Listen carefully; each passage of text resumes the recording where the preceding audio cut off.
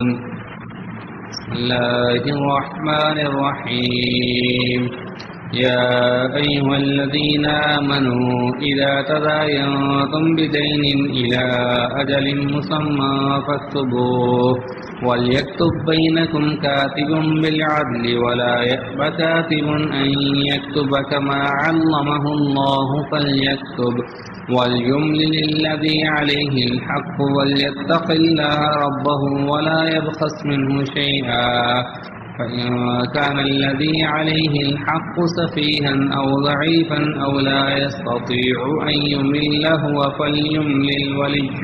بالعدل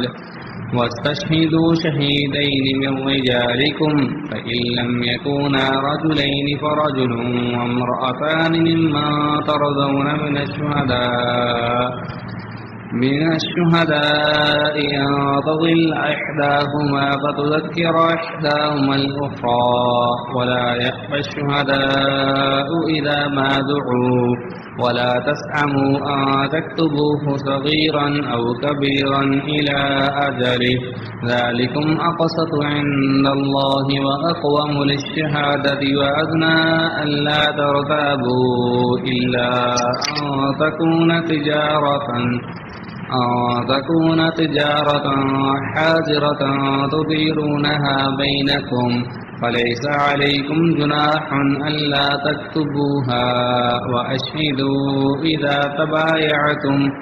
ولا يضار كاتب ولا شهيد وإن